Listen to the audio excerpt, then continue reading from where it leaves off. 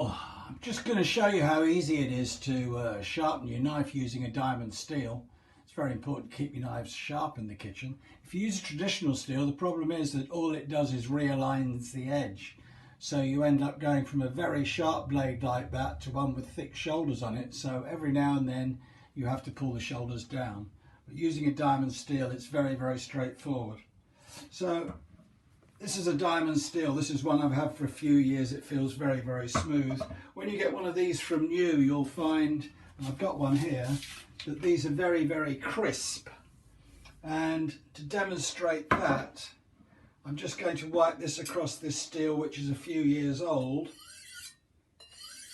If you can hear how fine that feels. And this is a new one. It's very, very crisp. So it has a breaking in period. This will happen fairly quickly. So the first thing I would do with your knives is re-shoulder them before you try to sharpen them. So to re-shoulder them, what we're going to do is I like to plonk that down on a work surface, come in on one side, a slight angle, and then in a light circular motion, take this down to actually take the shoulder down on that side of the blade and on this side. So if I come down here, I'm going to come in here, I'm just going to slightly angle out, and then in a light circular motion go down the length of the blade. So it's like this. I come in here, slightly out.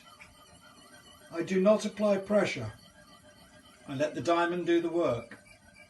And as you can see, I'm slowly coming down the length of that blade.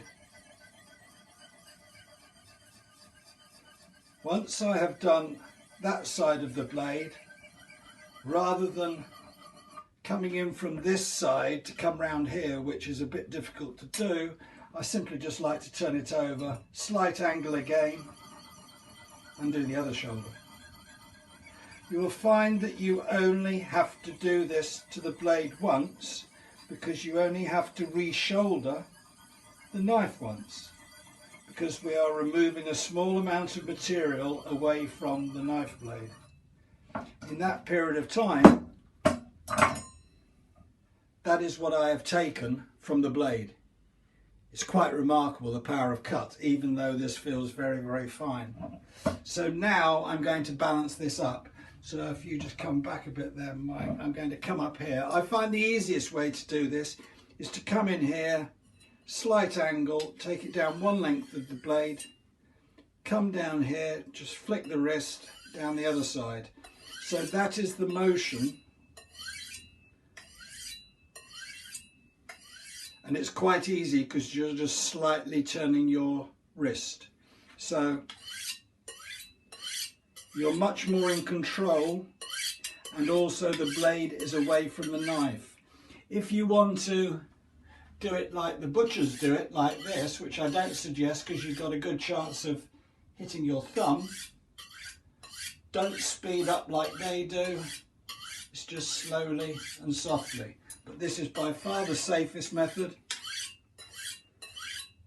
Do that for a few strokes. The easiest thing then is to cut a tomato to just test that that is sharp. I'm out of tomatoes, so I'm just going to use this on a piece of paper, and that's the sort of edge that we can get very, very quickly on your knife. Once you've got it in that shape, what I would suggest is just every second or third time you pick the knife up to use it, that's plenty, and you're keeping your knife sharp. It's as easy as that.